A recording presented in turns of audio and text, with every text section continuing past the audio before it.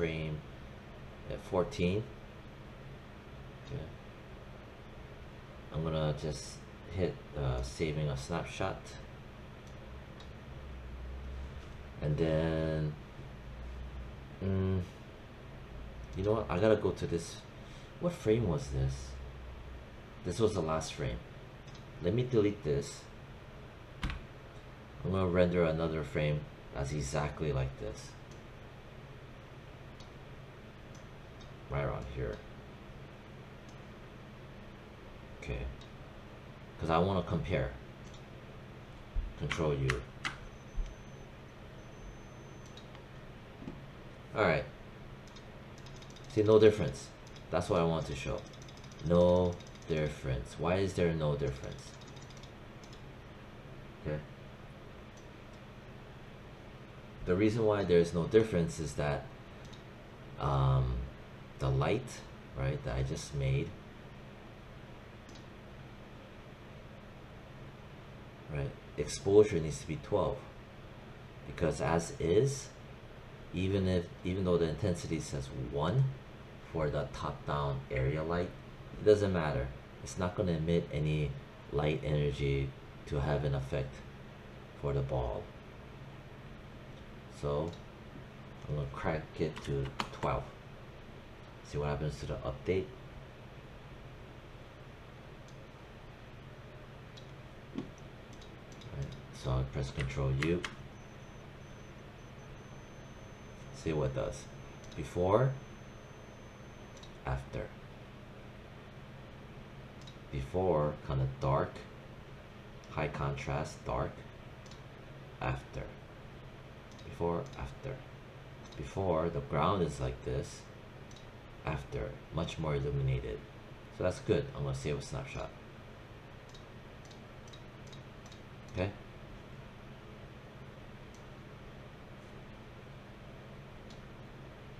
Next, roundness.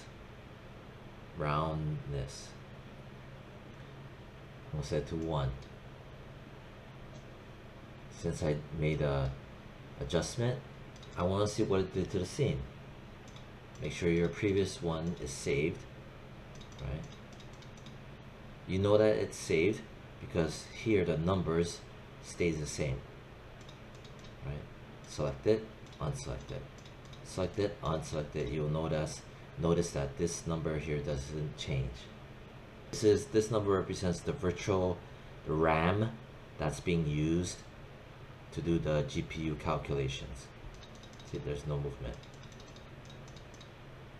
Anyway, now I'm going to do a render. Control U.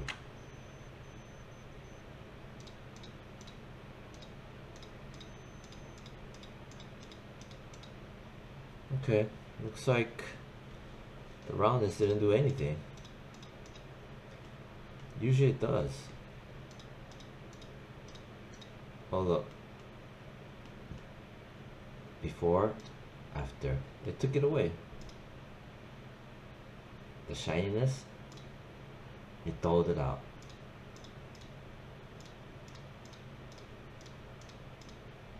Well, but if you look here, before, after. Before, this is before, after. Before, after. So it did make it stronger at the highest area, the shading. Before, after. Before, after.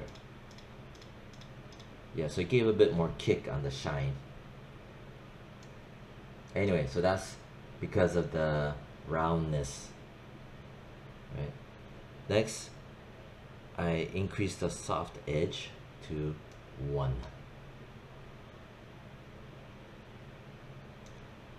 Let's do a render. Press 1 to 1 to get the right size. Again, 1 to 1. Now press Control U. Alright, that is from the soft edge cranking it to 1. Before, after.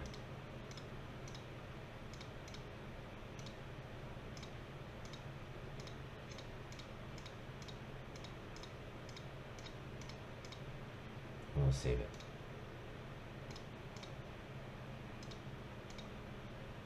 So very beginning, changes, changes, changes, right?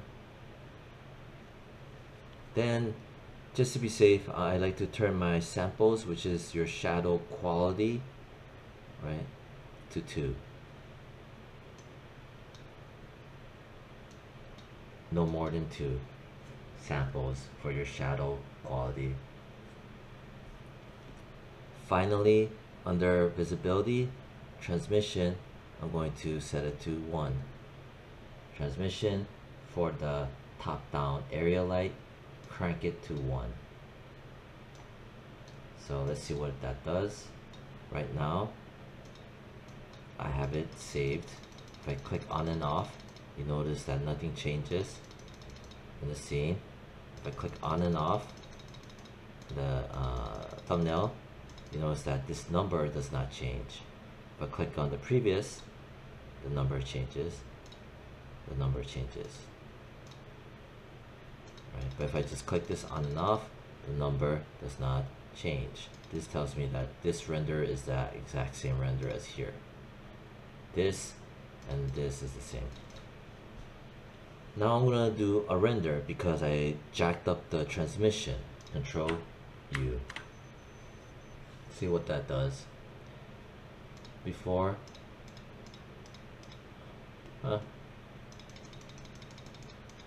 interesting. Didn't do anything. Typically, transmission will make reflections a little bit more pop, but this one didn't do much. Whatever. So just be aware of this transmission. It's great for glass-like materials. It's great for, I think, metals as well. It makes the reflections pop more. Anyway, next, let me just double check something.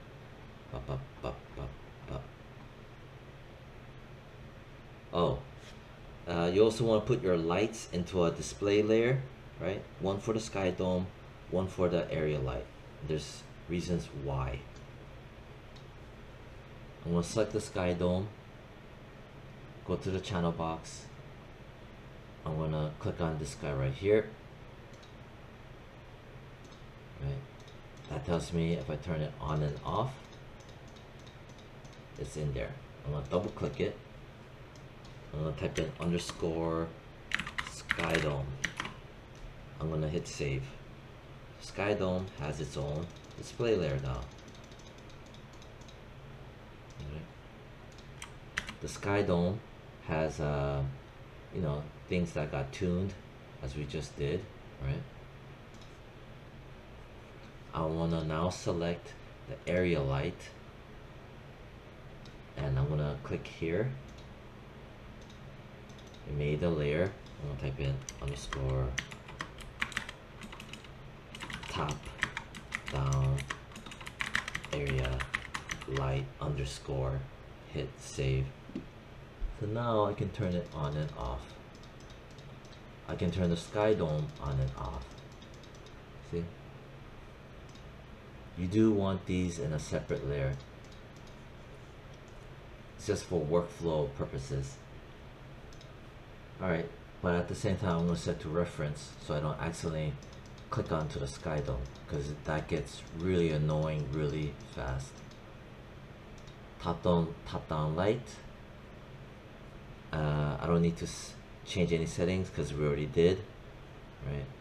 I'm going to set to reference as well. R for reference. V for visibility. Okay. Don't mess with this right here, the letter P, right in the middle column. Don't mess with it. All right, next. I'm gonna highlight these. I'm gonna strike through them. Okay. All right. So now, I need to make a composite node. I need to pull open my hypershade, this guy right here, and I got some stuff going on here. gonna just grab that and maybe chuck it here for a bit. Here in the workspace, if you do not have this workspace, right, or if you do not have this, you go to Windows and then you just start clicking on one of these, and one of these here, and it'll pop open whatever panel that you are missing. Anyway, I'm here. I type in tab, I press the key tab. For the search bar, I'll type in AI composite.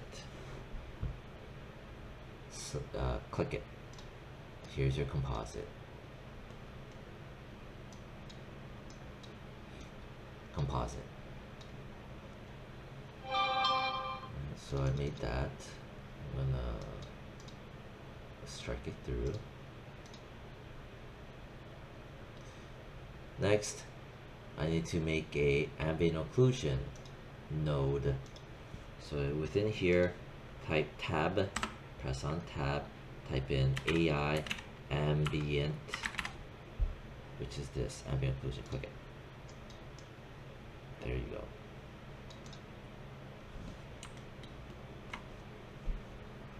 Alright, so next, make sure to disconnect the ball's image texture. Right, this is the image texture from the ball's shader. This is the ball shader. So right now, currently, this image texture, image node is plugged into the base color.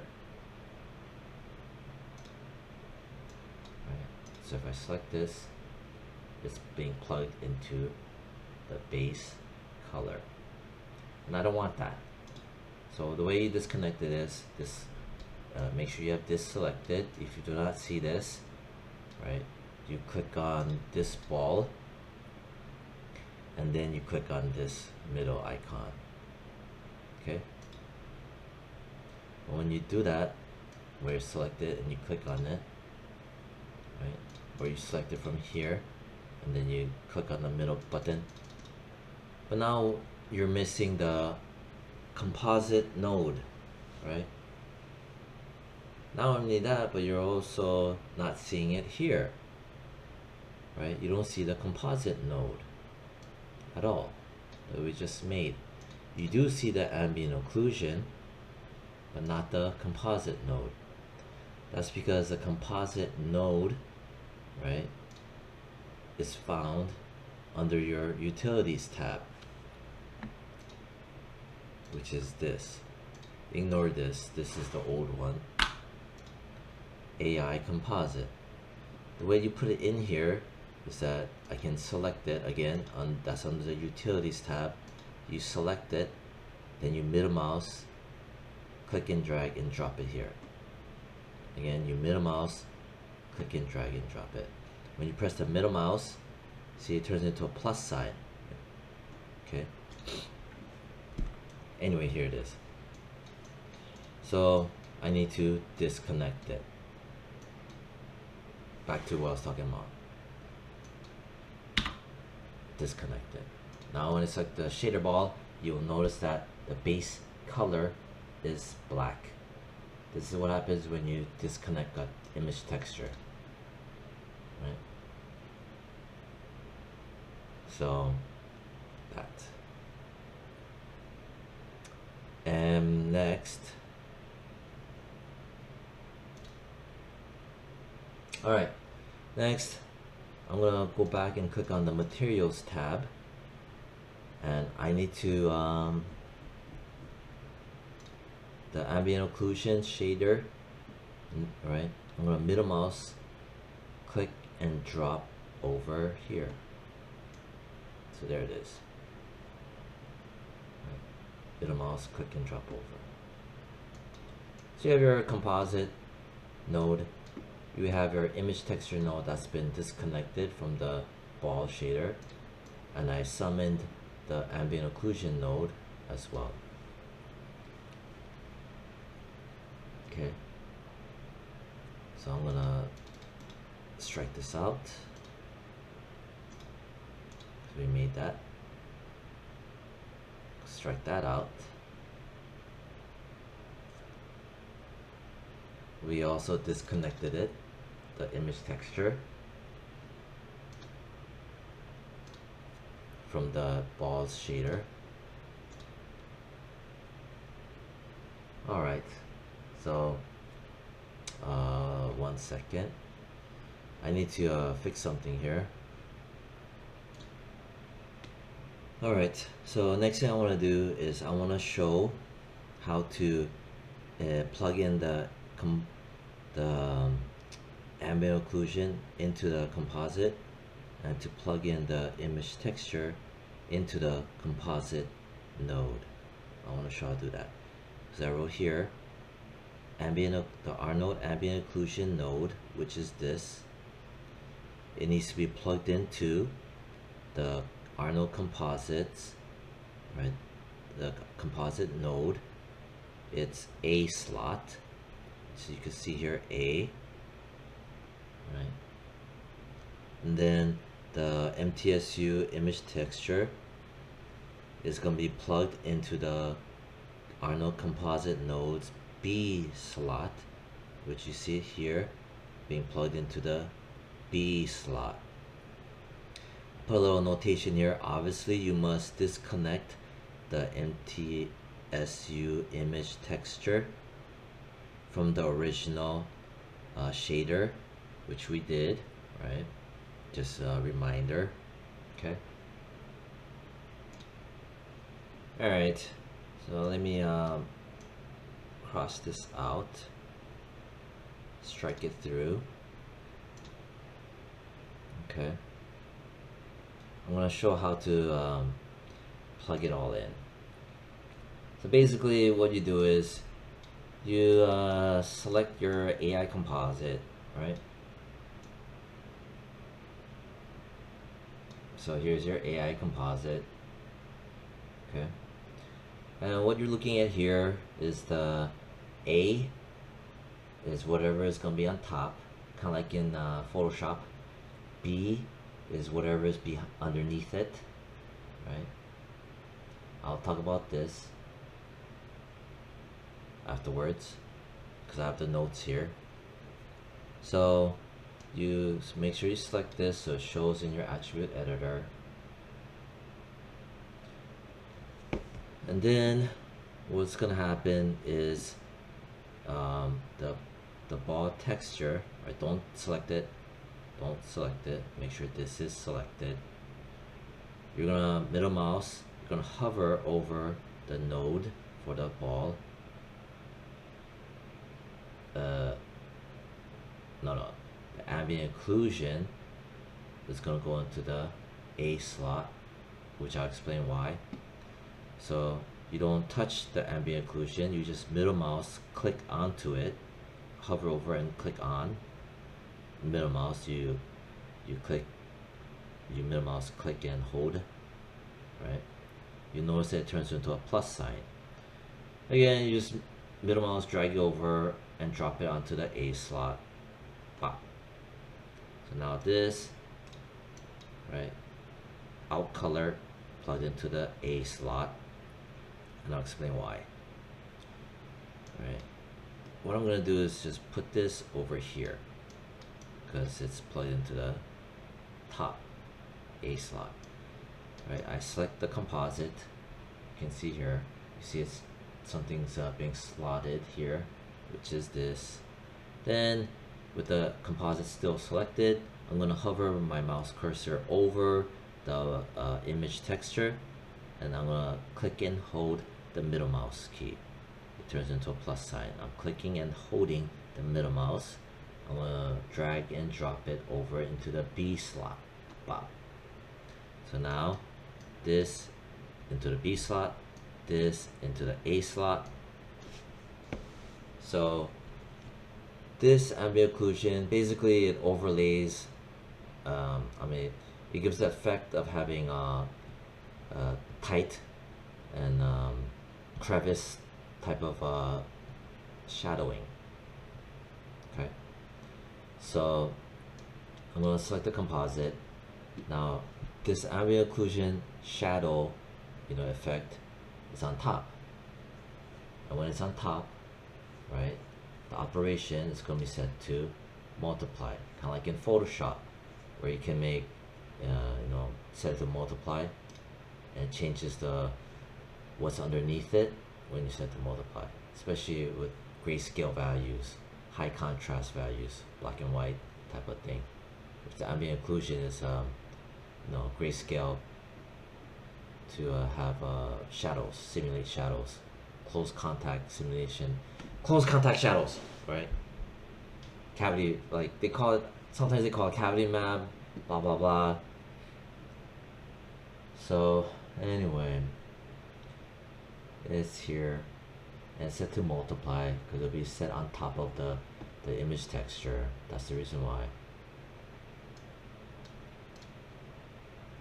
And then here it is, the composite, you set to multiply. The alpha operation, you leave it alone, set to same. Select it, strike it through, pop. Okay. Next, I need to go into the ambient occlusion, select it. I need to set the samples to 8. 8 is for the ambient occlusion, the shadowing effect of it, right? 8 will make it nice and crisp, right? Before it might be kind of noisy, might be kind of muddy, right? The default value is 3, which is not the most cleanest shadow quality. So I'm gonna type in 8. Wow. Okay. And then before I work on the fall off, and before I work on the black color to be more dark gray, right? I want to show some renders before I do all of that. But the samples I'm going to just set to 8. From there, right, what I want to do is, before I do my test renders, is I need to plug in the composite into the ball shader. How do I do that? First I select the ball shader. Then I hover my middle mouse, my cursor over the composite, right? Hover over it. Then I middle mouse, click and hold. I repeat, click and hold the middle mouse. It'll turn into a plus sign. And I'm gonna drag and drop it into the base color. Boom. Now magically, its out color plugs into the base color of the ball shader. Okay. And this thing is housing ambient occlusion, which is the contact shadows, and this is the image texture, so that the contact shadows is overlaid on top of the image texture and set to multiply. And this guy here is now plugged into the ball shader, its base color, which is here. Right, so this thing will sandwich this and this together and set to multiply. Now I'm ready to do a test render. Pull up my render view, press 1 to 1, right? Here's a previous render that I saved. Now I'm gonna press Control U. As you can see, it's a dramatic difference. Before, after, before, after. But again, this shadowing is because of the ambient occlusion. Okay, but it's too strong. It's way too strong. I just want just enough to get a little bit more kick in my contact shadows. So I'm gonna save it. Right. Save it. Hell, you could even write in here AO for ambient occlusion at default values. Okay, make sure you have it selected. Okay, then I want to show what some of these things do. Obviously I talked about the sample setting to 8 for cleaner contact shadows. Now, but the fall off is what I want to share. It's at 3. No. It's at originally at 1. No. God damn it. The fall off is at 0. So if I crank it to say 1 for the fall off, okay, I want to show what that does for us. Control U, make sure this is saved. If you don't save it, there's no point.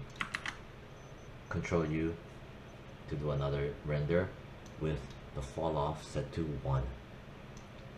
As you can see, before, after, before, after, it cleared off a lot. Now, snapshot 5, this is before the ambient occlusion applied. I select snapshot 5. Wait.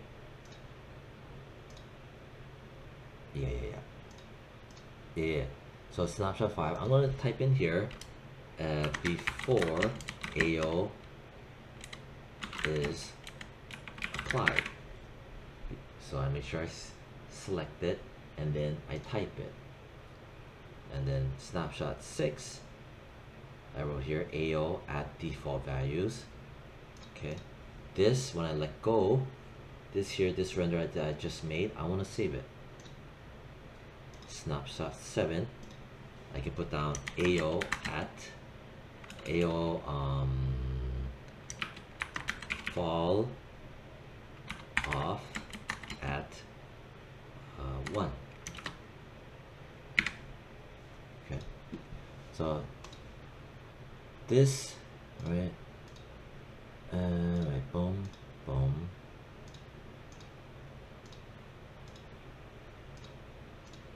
Okay, so 6 is default AO, 7 is AO fall off at 1. Okay, now let's see if I set it to 3 like how I showed.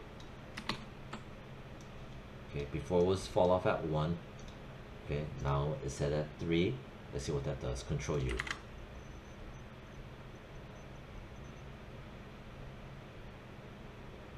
Okay,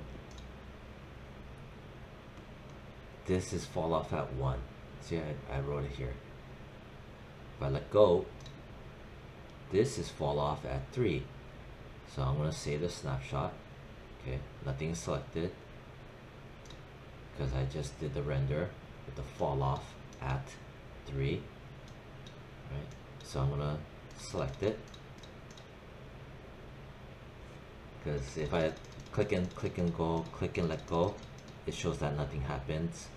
And so I know that this is the latest render. Just in case if some of you guys get confused as to what is what, select it. I'm going to type in AO fall off at 3. So now I know. This is fall off at 1. This is fall off at 3. This is AO at default.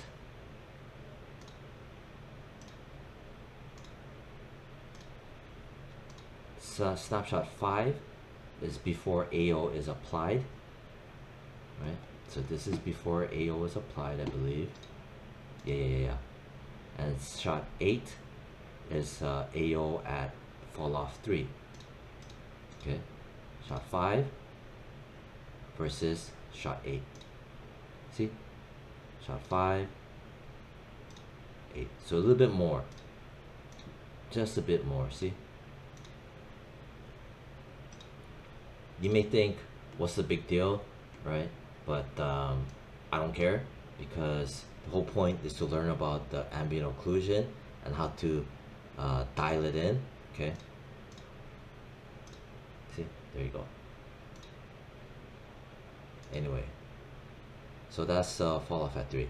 Then you will notice I kind of don't like the shadow. It's very dark, very high contrast. It looks like it doesn't have ambient occlusion. It looks like it doesn't have global illumination, right?